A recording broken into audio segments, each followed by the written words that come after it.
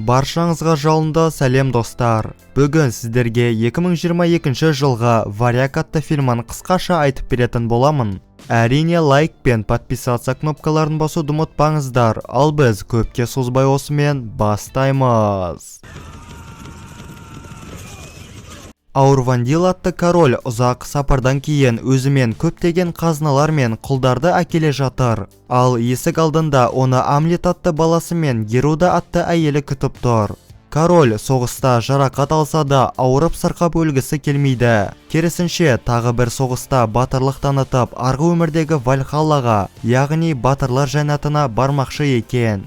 Бірақ әйелінің айтуынша Амлеттің король болуға әлі жасы жеткен жоқ. Осылай Аурвандил түнде баласын корольдік лауазымға дайындап арнайы рәсімнен өтуде. Таңертең екеуі үйге бара жатқанда әкесіне жолда біреулер шабуылдайды. Сөйтсе ол корольдің туған інісі Фьёльнир болып шықты. Туған ағасын өлтірген соң адамдарына Амлетті іздеуді бұйырады, бірақ та жас бала қашып үлгерген болатын. Қайтып өзінің ауылына келсе, Фьёльнир оның анасын өзіне әйел ретінде әкетіп бара жатыр. Сөйтіп жас ханзада аралдан қашып өзіне ата-анасы үшін кек қайтаруға уәде береді. Арада біраз жылдар өтті. Амлет викингтардың арасында ер жетіп, нағыз берсерк болып шығады.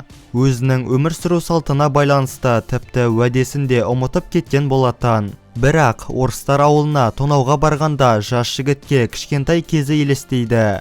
Ауыл өртенгеннен кейін түннің ортасында жігітке аруақ елестеп, оның бұл өмірдегі мақсаты ата-анасы үшін кек қайтару екенін қайта есіне салуда. Ал жігітке әкесі үшін кек қайтаруға кекшілді қылышы көмектеседі екен. Оны жас жігіт кәрі бақсыдан алуы керек. Аруақтың айтуынша жігіт басына жазылған тағдырдан ешқашан қашып құтыла алмайды. Және бір кезде оған бәрібір таңдау жасау керек. Отбасы немесе кек қайтару. Келесі күні Амлет ағасының Норвегия королінен қорқып Исландия аралына қашып кеткенін естиді.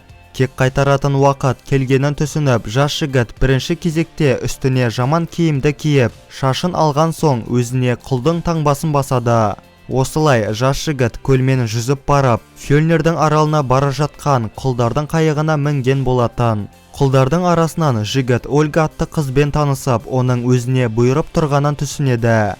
Исландия аралында әлсіреген құлдарды жасы келген Фьёльнирға көрсетуде. Бірақ та ол әлсіз адамдарды жарамсыз деп тұр. Сонда жас жігіт жолқынып өз күшін көрсеткенде Фьёльнир оны және тағы бірнеше қызды құлдыққа қалдыруды шешті. Фьёльнирдің ауылына баратын жолда Амлет қызға өзінің кек қайтару үшін келгенін айтуда. Бұны естіген Ольга оны қолдауға дайын болып шықты. Корольдің Торер атты баласы Амлет жоқ кезде біраз ер жетіп қалыпты және анасы корольге тағы бір мұрагер сыйлаған екен. Түнде Амлет құлдар сарайынан қашып шығып, Фьёльнирді өлтіру үшін пышақты ұрламақшы болады. Бірақ та түлкі бәрін құртқан болатын. Сол кезде жігіт кек қайтаруды тағдыр басқаша жазғанын түсінеді. Яғни жай пышақ емес, керісінше аруақ айтқандай кекшілдік қылышы арқылы. Амлет құл ретінде барлық ауыр жұмыстарды істеп жүр. Ал демалыс кезінде Ольга екеуі жақын танысуда. Түнде жас жігіт сарайдан тағы қашып, аруақ айтқан жол бойынша кәрі бақсыға да жетеді. Бақсы оған кекшілдік қылышы жайлы айтып отыр. Оның айтуынша ол нағыз қанға тоймайтын қылыш екен. Және бұл қылышты тек ай толғанда табуға болады. Ал қылыштың өзі курган күзетшісінің қолында орналасқан. Амлет ай толған түні бәрін айтқандай істеп, қылышты алмақшы болғанда өлік қайта тіріледі де жігітке шабуылдай бастайды. Соңында жігіт күзетшіні айдың жарығына әкеліп, сол жерде басын шауып түсірген еді. Келесі күні Торер Амлетті жарысқа шақырады. Ойын тәртібі бойынша екі топ бита арқылы допты қарсыластың қақпасына кіргізуі тиіс. Соңына қарай Амлет қарсы топтың алып жігітімен күресуде. Күтпеген жерден ойын алаңына Фьёльнирдің кіші баласы атып шыққанда, алып жігіт оны жерге құлатып, битамен басын жармақшы болады. Сонда оны тек Амлет құтқарған болатын. Енді алғыс ретінде Торер жігітті басқа құлдардан жоғары қойып, оған кез келген қызды таңдауды ұсынады. Ал Амлеттің бар қалауы тек Ольга ғана. Бірге өткізген түннен кейін Ольга сиқыршы болып шықты және Амлетке қалай көмектесу керектігін біледі екен. Сондықтан жас қыз орманнан улы саңырауқұлақтар әкелген болып шықты. Келесі күні Амлет әрекетке көшті. Бірінші Фьёльнирді қорқыту үшін Торердің достарын бөлшектеп үйге байлап қойған. Бұны көрген Торер қатты ашулы. Оның ойынша бұны құлдар істеген, бірақ бақсының айтуынша бұл қарғыс атқан адамның әрекеті және ол тағы қайтып келуі мүмкін. Құдайлардан кешірім сұрау үшін бақсы құрбандық ретінде құлдықтағы орыс әйелді таңдайды. Амлет болса бұған жол бермей қызды ритуалдан құтқарып бақсыны жазаға тартады. Фьёльнирдің ойынша құдайлар оларды әлі кешірген жоқ. Сондықтан бұл іске зұлым аруақтар араласуда. Осы жағдайдан кейін Фьёльнир құлдар мен жауынгерлерге қару-жарақтар беріп, аймақты күзетуді бұйырады. Ольга оларға улы саңырауқұлақ қосылған тамақтар әкелуде. Бұны жеген адам галлюцинациядан өзін-өзі өлтіреді екен. Сонда бәрі қашып жүргенде Амлет білдіртпей анасына келіп өзінің кім екенін айтады.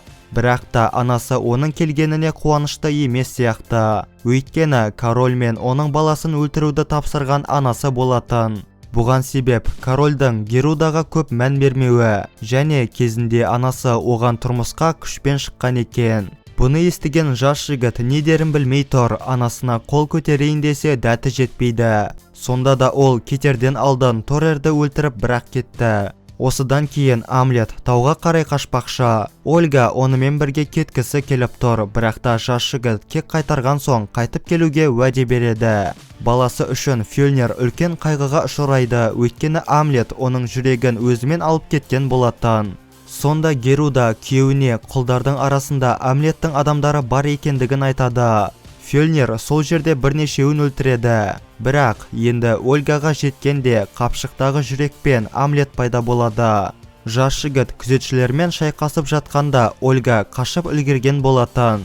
Бірақ қапшықтағы жүрек иттікі екенін естіген Фьёльнир жігітті барынша азаптауда. Торерді жерлеген соң король жігітті өлтіруге қайтып келсе, Амлет орнында жоқ болып шықты. Өйткені түнде оған қарғалар келіп жігітті байлаудан босатқан соң Ольга оны атқа мінгізіп екеуі бірге қашқан екен.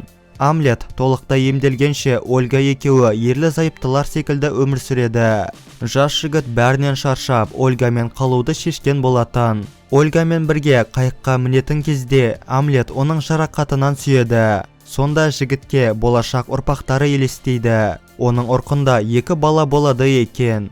Аруақ айтқандай таңдау жасайтын кезде келді. Егерде жігіт отбасын таңдаса, онда Фьёльнирдің кек қайтаруға келетіні белгілі. Сондықтан бұл істің нүктесін қоюы керек. Қайықтан түсіп, қайта ауылға келген жас жігіт корольдің барлық жауынгерлерін қырып шығуда. Фьёльнирдің үйінде оған анасы шабуылдап жарақаттаған болатын. Енді жігіт оны өлтіруге мәжбүр. Бір кезде артынан Фьёльнирдің кіші баласы шабуылдағанда, байқаусызда қылышын сермеп жігіт оны да өлтіріп алады. Дауыстарды естіген Фьёльнир үйге келсе, алдында Амлет тұр. Бірінші король бала-шағасымен қоштасып алуды шешті. Ал екеуі таңертең вулкан тауында кезігіп, бәрін сол жерде шешпекші екен. Таңертең жолда жігіт анасымен қоштасып Фьёльнирге келеді. Осылай екеуі ыстық лаваның қасында шайқасуда. Біраз шайқасқан соң Амлет тізерлеп қалды, бірақ та жігіттің рухы мықты болғандықтан қайта орнынан тұрып шайқасты жалғастыруда. Бір кезде екеуі бірдей соққы жасап, Амлет оның басын шауып түсіреді. Ал Фьёльнир оның тура жүрегіне соққы жіберген болатын.